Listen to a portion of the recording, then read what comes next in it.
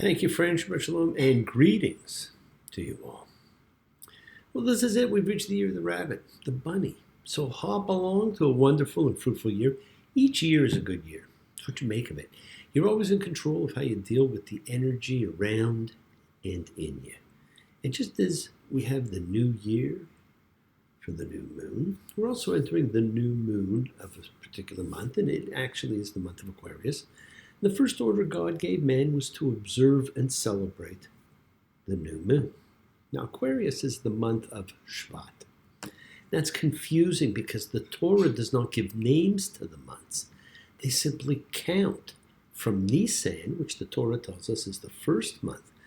But, putting Rosh Hashanah and its supplanting Nisan as the beginning of the year aside for a moment, that's what makes Shvat the 11th month. And that's why it is the Aquarius of the calendar, which is about blessings of abundance and dreams, new life. As we see new life starting, as the sun gets stronger, the days get a little longer, the dissemination of divine instruction from the heavens to the world. And the month of Shvat also represents a particular saying in Hebrew, Shenishma Vesrot Tovot, we should be blessed to share good tidings. And I know you all are in for good tidings. This is the dawn of the age of Aquarius. Age of Aquarius. Aquarius. Aquarius. I understand sympathy and trust abandon. No more falsehood, derision. Living vision, mystic, crystal revelation, and the mind's true liberation. Aquarius, Aquarius. Now the month of the year just started. Make a wish. It will come true. Anything can happen. You never know what the divine plan of your life may entail. It always entails something different. You never know. Now, without knowing it, without realizing it, we're now reading about an old shepherd who was hand-picked to deliver freedom.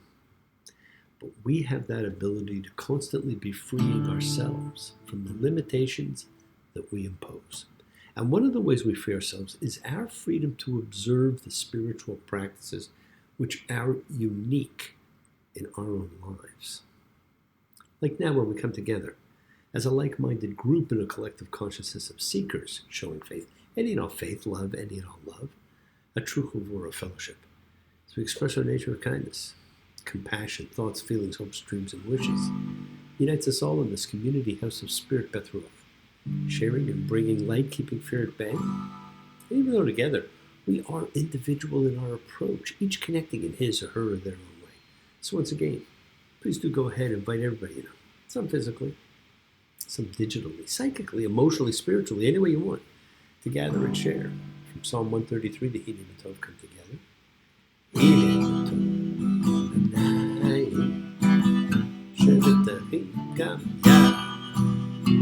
Hine Matov,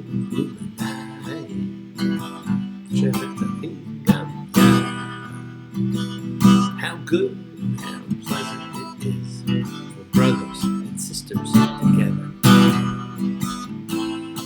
Community. Community. Community. Together.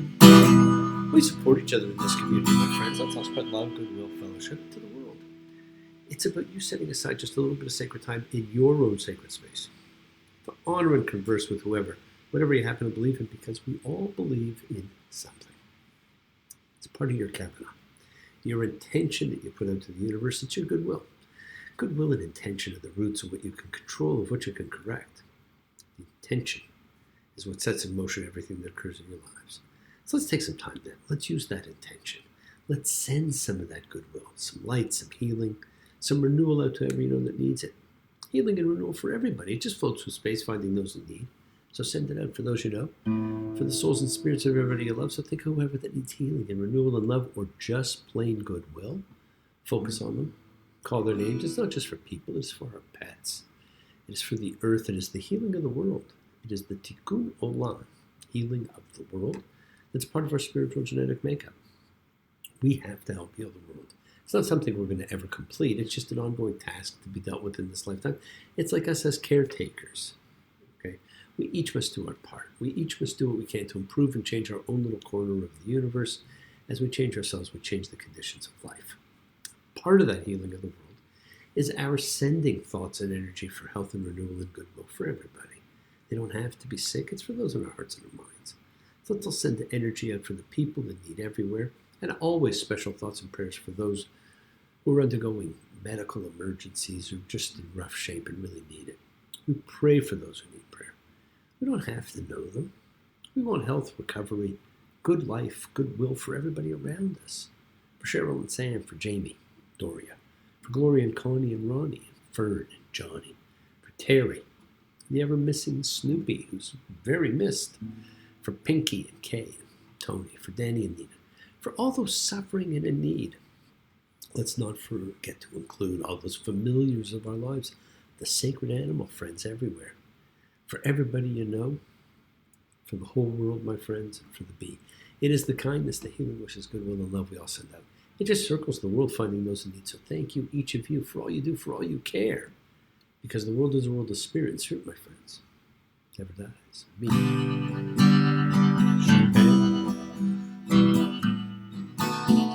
Evotani Makor Vivotani. May the source of strength bless the ones before us. Help us find the courage. Make our lives a blessing. The renewal of body. The renewal of spirit. Then I say, Amen. Mishperach, let us all of our spirits renewed. Because this is the great prayer for healing, which we call upon God to heal as He's healed before. Mi shaberech, may He who blessed, because all healing is a blessing. Let's all send and receive healing and renewal energy in our efforts to love, to share, to care, to grow. Part of your caring will be next week when Holocaust Remembrance Day, held on January 27th, rolls around. You light a candle for the martyrs of the world and remember the sacrifices, the determination of spirit. Now, as Dorothy said to Toto, we're not in Kansas anymore. We crossed the line last week when we began this new book. So different from the others. We were told it was the book of names, which didn't mean a lot, but will as we read further. This week alone, we find out a little bit more about Moses and Aaron. We have our first introduction to the magic wand of Aaron. And God introduces himself to the world. He introduced himself to Moses. Now it's to the world with the most powerful calling card of all time, still reverberating to this day as we read about the first 7 plagues of Egypt. You're now going to get your first glimpse, your first inkling, your first hint at a promised land. And you know what? You have a promised land. We all do. Now we think of the Exodus. We think of 3 things.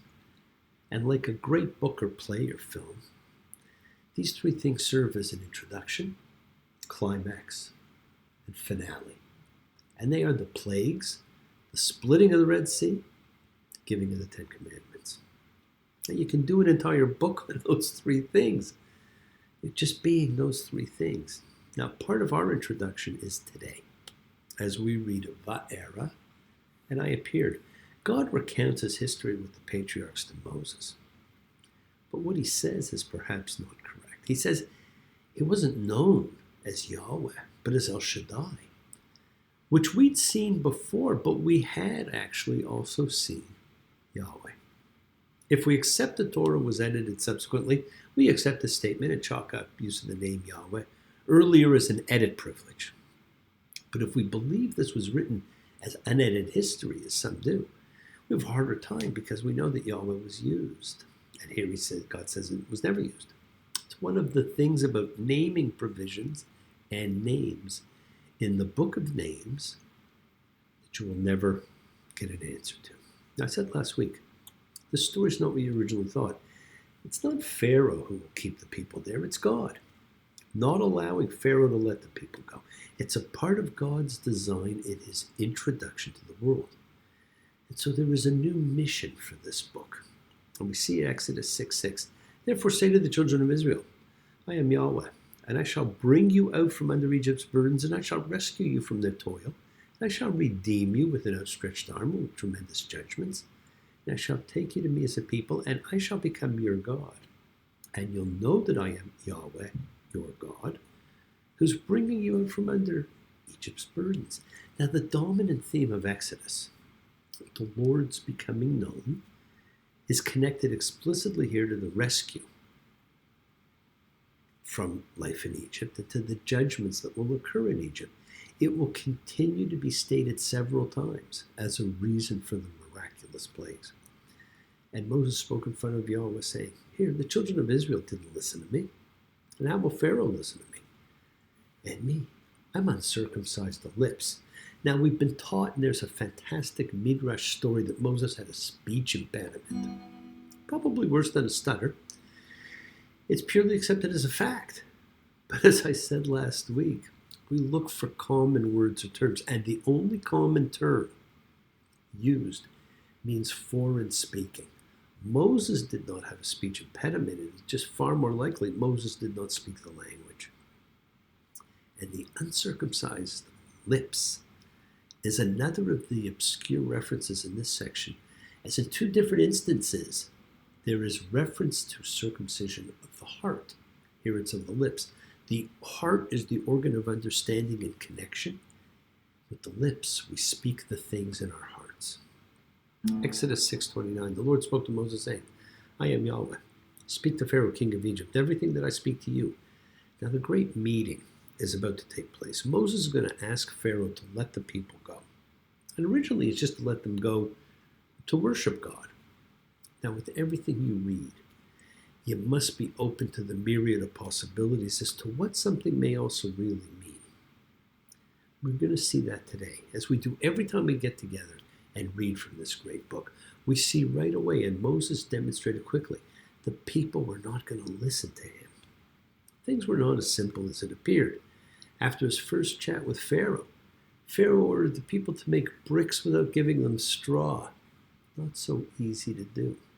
Now with this, Moses is more determined now not to be the spokesperson for God. He sees himself as a failure. He's a poor choice. He sees himself as a loser. What have I done to deserve such a fate? I realize I have left it too late. And so it's true, pride comes before a fall. I'm telling you so that you won't lose all. I'm a loser, and I'm not what I appear to be. You know, my friends, Moses wasn't a loser. We actually spend much of our lives making bricks without straw. Your doubts and fears keep you in perpetual slavery. You face a situation which seems hopeless. What can you do? Finding a way, persevering, overcoming. That's what you do. That, my friends, is making bricks without straw. But even when things seem dark, God makes a way where there is no way. That is faith, and that is one of the great lessons in this book. Faith. Now let's now free ourselves from the tyrants and negative thinking. We have been slaves to doubts, fears, and apprehensions. Let us be delivered as Moses delivered the children of Israel. Let us come out of the land of Egypt, the land of constraint, out from the house of bondage. Now, we've all seen the film. We all believe we were there. We've been told for millennia that we were all there. Then Exodus 7:3. And I'll harden Pharaoh's heart, and I'll multiply my signs and my wonders in the land of Egypt. And Pharaoh won't listen to you. And I'll set my hand in Egypt and bring out my masses, my people, the children of Israel, from the land of Egypt with great judgments. And Egypt will know that I am the Lord. When I reach out my hand on Egypt, and I bring out the children of Israel from among them. I'll harden Pharaoh's heart. We're told that over and over again. You're going to see several times. Even when Pharaoh wants to let the people go, God will prevent it. And he will use the same phrase many times about hardening the heart. Pay attention to the times you see this phrase and note who brings about the heaviness. A few times it's specific, a few times it's not. But go back to what God said he would do earlier. He would harden Pharaoh's heart. Why? Why? This was not done for punishment. This is not done as a part of, like punishing the Egyptians for what they did. This is part of God's introduction of himself to the world. We were taught Pharaoh was mean. He wouldn't let the people go. This was karma then for how the Egyptians treated the Israelites. No.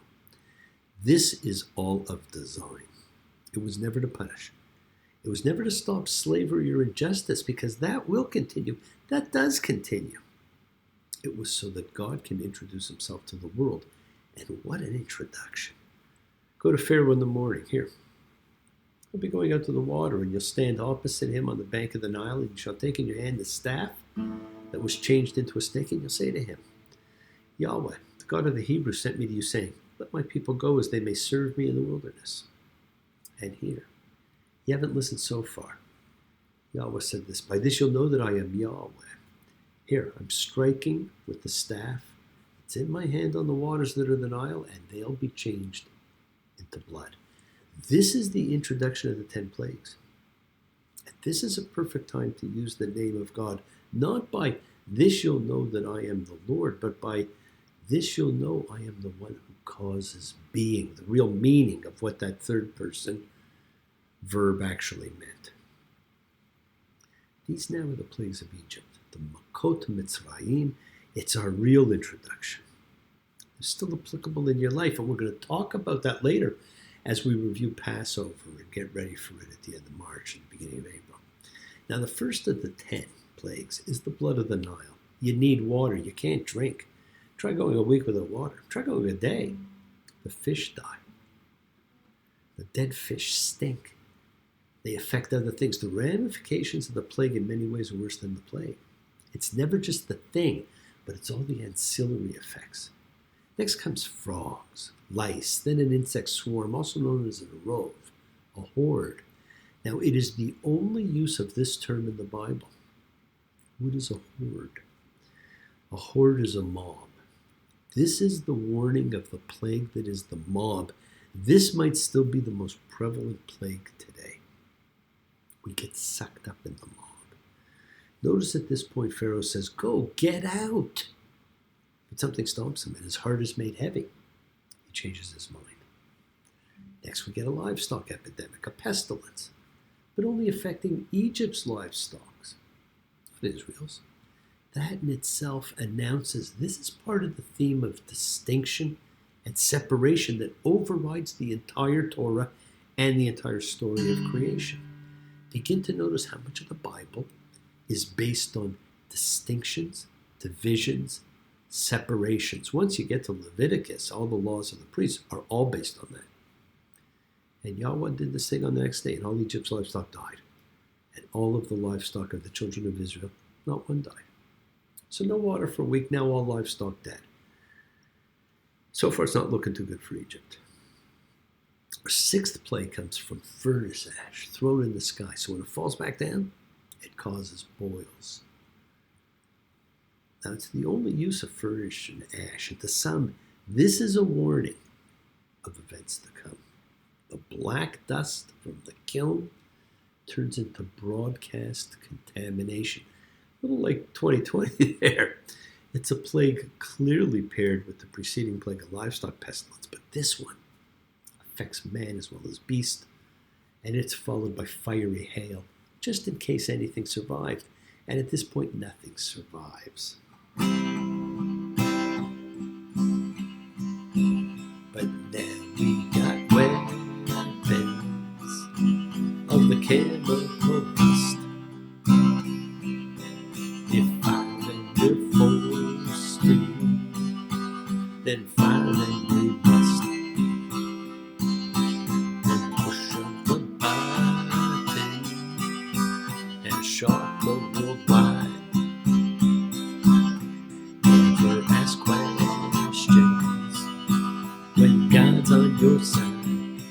Now that's the never sung verse of with God on our side.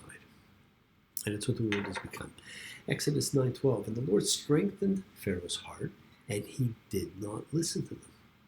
You're now being reminded who's causing Pharaoh to have a hardened heart. It's God. He does not let Pharaoh relent. He does not let Pharaoh let the people go. And so Pharaoh, the slave keeper, is a slave to God. He can only do what God has him do, like a puppet. Exodus 9:16, and in fact, I established you for this purpose, for the purpose of showing you my power, and in order to tell my name in all the earth. Quite the calling card. Yes, my friends, the world is sacred. So is everything in it. Express your gratitude. Light a candle, make a wish. Celebrate your life and the lives of those you love. Share your feelings with them. Live free, be free, honor your freedom, be well, be happy, be blessed. Share and honor the light, and all who live in the light and continue to shine. Continue to send everybody you know goodwill and love. Pray for peace and freedom for everyone. An end to terror and hatred. Remember, friends, we're a community. We learn together, we celebrate each other, we love each other. We share this ride together, men and women equally. Let's all send out love, not fear. Send out peace, harmony, goodwill, and healing to all who need it. Please do. Learn to forgive and learn to love, including yourself. Open your hearts. Honor the relationships of your life. Tell those you love that you love them. Take advantage of the time you have and enjoy the journey, because we take the twists and turns and the patterns that weave through the fabric of our lives in our effort to grow, to learn, to be, to love. So please do love. Now, bless you all. Have a fantastic week, a week of love and light, a week of peace, a week of miracles. Examine your intentions. Use them to imprint your will on the universe, because we set in motion all that happens in our lives. It is our intention, our Kavanaugh, our cause, our effect. Everything's linked. You always have time to forgive and be forgiven. You have the knowledge of what's good and bad. So acknowledge what you have done to yourself, to God, to any person you've wronged. Ask forgiveness, but do so with sincerity, accountability, vulnerability. Forgive those you've hurt. You should learn to be forgiving and compassionate, because the secret of forgiveness, compassion, and peace is all in acceptance. Can you accept yourself, other people in the world just as they are? Can you accept life as it is without trying to control it? If you do, you can experience the peace that acceptance brings. So do not stop your journey. Do not stop moving towards your promised land. It is your home. Keep on dreaming, keep on being, keep sharing, keep trying, keep teaching, keep spreading joy and goodwill. Do not follow fear, follow love. It's always in front of you. And remember to have faith and unwavering adherence to principle. Just as I have faith in the principle of love in all of you. Act with purity of heart and mind. Despise none, defraud none, hate none. Cherish all. Honor every child of God, every creature of the earth. May all people know peace in this year. May you nurture kindness and love everywhere you go. Work to be present in the body. Expand your heart and quiet your mind. Because the deepest source of real power lies in your consciousness, in your ability to be mindful, to be aware, to be present in all of life's circumstances. Make the most of your time in this life. Continue to touch and transform the lives around you. You're never alone. You're forever blessed, and you have the ability to bring blessings to everybody you meet. Health, love, and renewal to everybody you come across. We're all energy. Energy cannot be destroyed. It can only be transformed. Your words are your power to transform, to love, to bless. So be generous, bless others, and bless yourself. And love with the heart, because we're all part of a greater whole. Embrace love, not fear. Forgiveness, not anger. And be there for someone, because someone will always be there for you whether you know it or not. Continue to explore faith and belief. Never accept shame as a natural state. Whatever you feel others have felt, whatever you've experienced others have too, because we share together. We learn together and we help each other, because we're each of us simply trying to find love and acceptance. We all have or could have that special someone in our lives, so find them. Tell them what they mean. Keep forgiving those you need to forgive, and keep asking forgiveness from those you need to ask forgiveness of. And remember, every step is taking you closer to your promised land. Because, my friends, you are on the road to your own freedom. Many a mile to freedom, many a smile to tell. Ask my bluebird to sing from the heart of a wishing well. If you should ask me to give you the reason for life that we know, that together we flow like the river, and together we melt like the snow. for joining me, my friends. Have a great week. Have a great year, a bunny year. Please keep exercising forgiveness. Be thankful, be gracious, be kind, be loving. Believe in yourself and in love, and continue to spread a little goodwill to the world. And never forget, you are the miracle in someone else's life. Shabbat shalom and blessings to you all. Take care.